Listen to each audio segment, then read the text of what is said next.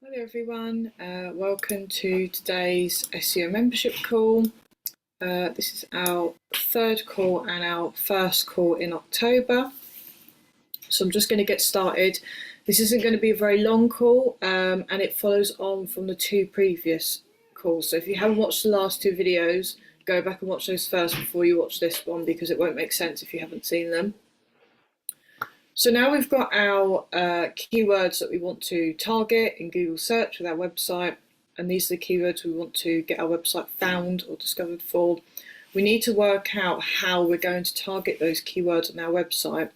Now, different types of pages on your website can be used to target different types of keywords. So I'm going to talk a little bit about that and about what we call search intent, and I'm also going to sort of outline which pages are more suited for SEO targeting, which ones aren't.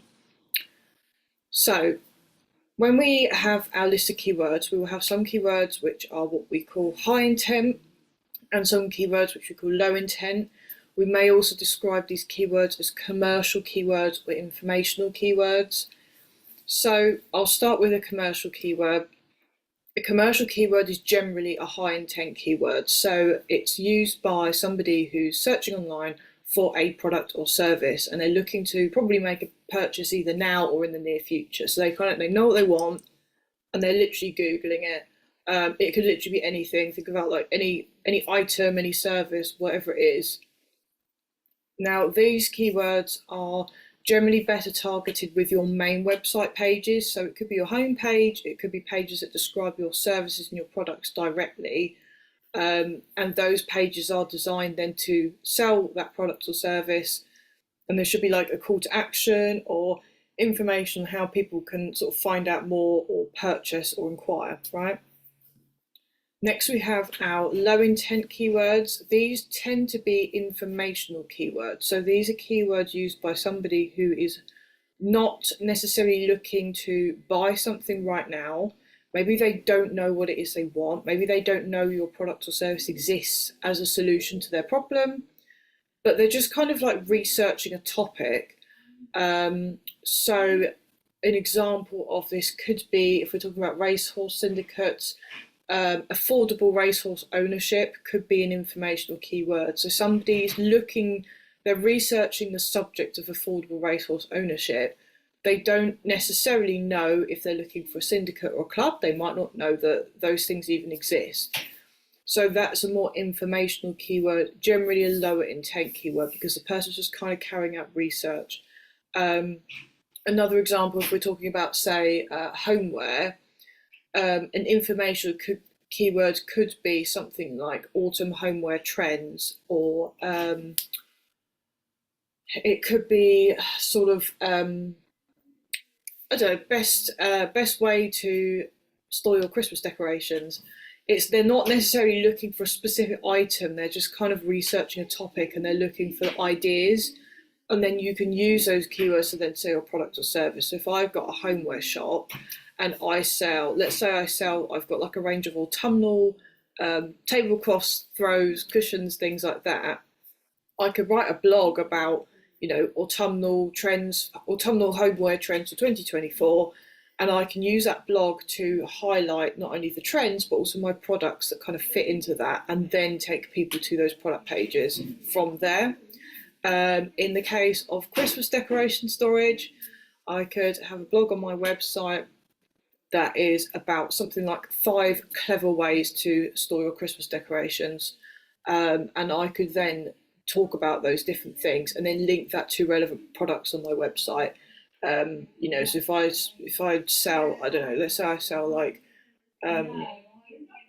boxes where you can keep your artificial Christmas tree in, or decorations, or like wreath boxes, things like that. You can then use that blog to give people the ideas and send them to your products. When we are deciding which pages to use to target which keyword, although we don't want to get like too hung up on it because there is a lot of crossover, particularly when you're in a really, really niche area where there's not a lot of keywords to choose from. You don't want to get too hung up on it, but it's just worth thinking, when someone's searching this keyword, what is it they want? What are they actually looking for? Are they looking for something, a specific product or service to buy like now or in the near future? Do they know what it is they want? Or are they kind of researching ideas, topics, themes, and perhaps they don't know your product or service exists, perhaps they don't really know what they want, perhaps they're not really in the mindset to buy just yet, but they could be in the future. So you're kind of just warming them up with those informational keywords. It's really important to get the search intent right. If you try and target a very high intent keyword with a let's say a blog page, and you try and sort of target I'll take an example, like, I don't know, like a question themed cushion cover with a blog article, you're not quite matching the intent. And the trouble is that Google takes search intent very seriously, and it will look at what are the other pages that it's serving in those top 10 results that are giving people the information or the thing that they want. If yours doesn't kind of match that or reflect that, it's kind of going to assume that actually you're not serving the intent properly, and it won't rank your page as well. Another example could be if you're trying to serve an informational keyword, so somebody who's just researching a topic or a subject, but they're not necessarily looking to buy, and you serve like a sales page, like a product page or a service page, and you try and sort of shoehorn that informational keyword in and try and get that service page ranking for it. Again, Google's going to think, well, actually, this doesn't match the search intent here. This person's not looking to buy something right this minute. They're trying to gather information. So one way you can understand search intent for a keyword is partly through the keyword research tools that I showed you last time, but also by just Googling them. Just Google the keywords that you want to target and see what comes up. You generally have more wiggle room if there's less competition for a keyword. So if you've got a very niche set of keywords and there's not many competitors, or the websites that are shown are not that great, you have a bit more wiggle room then. But if it's a really, really competitive area, so something like homeware, fashion, consumer goods, certain types of services, certainly marketing, the sector I'm in, it's very, very competitive, and you have to get that search intent right. And it's just best practice as well, because it minimises the chance of people perhaps clicking on your website and then coming straight back off again, because actually the information you serve on that page doesn't answer their query properly. So that's keyword intent. Now, when you're working out your SEO strategy, ideally you want one unique focus keyword per page on your website in the ideal world, because what you want to do is have it, basically you're saying each page on your website, you're saying to Google, hey Google, this page needs to rank for this keyword. This is what I'm trying to get this page ranking for. And you want it to be really, really clear to Google's algorithm which page it should serve for each keyword, right? So if you've got several pages and they all target the same keyword, Google can sometimes, it's almost like it can't choose which page to rank, and it can actually kind of damage your SEO overall. It will actually then go for one of your competitors who perhaps has got a really, really clear keyword targeting on a particular page. The exception to this is, again, if you've got very, very niche set of keywords. If you've only got like a handful of keywords that realistically fit your niche, then obviously then you can repeat your focus keywords if you need to. Now, the reason why this is so important is actually because Google will rarely show the same website twice in the search results, or at least in those top 10 search results. It will generally have a page from 10 different websites approximately in that in that first page. So if it doesn't know kind of which page to choose, it's not just going to show 3 pages from your website in the top 10. It's highly unlikely to do that. It's much more likely to just ignore you completely. So that's why that is important. But again, it's a big but. If you've got a very niche set of keywords, you're in a very niche sector, it won't always work like that. So it's okay. Now, some pages aren't really intended for SEO. They're not really intended to necessarily get discovered. So an example of this could be, depending on your website, it could be a contact page. It could be an about page. Certainly like your policy pages, your privacy policy, your terms of use, your cookie policy page.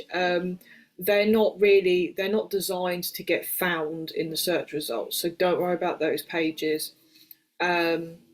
you may have, just depending on your website and your business, you might just have certain ancillary pages that are there.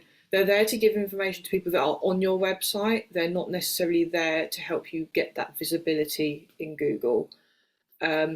So just kind of bear that in mind as well. Again, it's particularly important if you've not got that many keywords to choose from. Just really pick and choose which pages do you want to get visible in Google.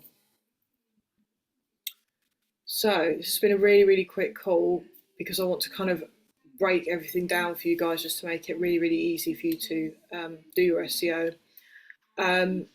So what I want you to do, bearing that in mind, by now you've probably got your list of about 10 keywords that you want to target.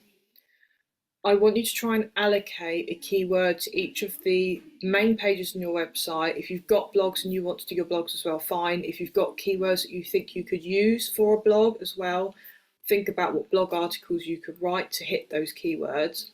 But what I want you to do is try and, at least for the main pages on your website, try and allocate a focus keyword to each of those pages. Think about, for example, which of your target keywords has like the highest search volume, is the most general, is the most broad kind of keyword that describes what you do. You probably want to put that on your homepage. If you have different services that are kind of distinct from one another, think about which of your chosen keywords directly describe those services. Use those keywords for your service pages, and the same with products. If you have keywords that directly describe your products, use those for your product pages. If you have keywords that are more informational in their intent, so like questions, like how-tos, things like that, things that could make a good blog title, think, would it make a good post title or a blog title? Maybe set those aside for your blogs. And try and just kind of work out which keywords you want to target which page. What I don't want you to do at this stage is to get really, really like stuck on this, because although we're going to use this as a framework, and although keyword targeting is important, SEO is getting more and more complex, and Google is getting more and more intelligent. It's getting much better at working out which website and which page to serve for a keyword. And it does actually, to a large degree, it does take your whole website into account when deciding which page and whether to show your website for a keyword. So I don't want you to kind of think that if you've mentioned a keyword on this page, you can't mention it at all on any other page, because you can.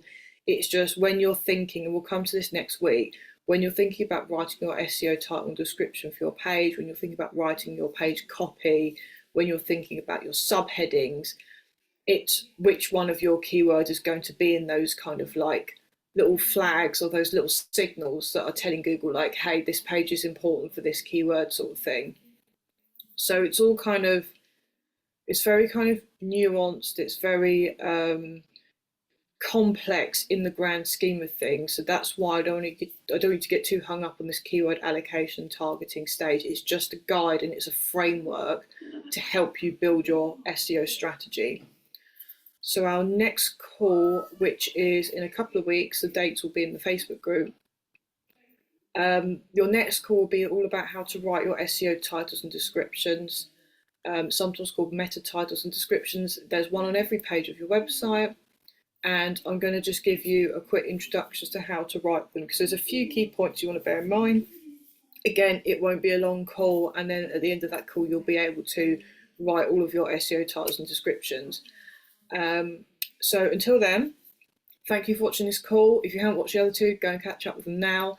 And also, if you've got your list of target keywords and you want to take advantage of that monthly keyword tracking and basic kind of website auditing service that I run as part of this membership, get in touch, tell me what your keywords are, just let me know, because then that means I'll put them in my system and I'll make sure you get an email each month that gives you your ranking tracking and your audits. It helps you to track your progress as we go along. It's optional, but it is included in the membership. So if you want to take advantage of that, then absolutely go for it. In the meantime, if you've got any questions, if you need any extra help with anything, just leave like a comment or a post in the Facebook group, and I'll be more than happy to help you out. So until next time, thanks for watching, and we'll see you again soon.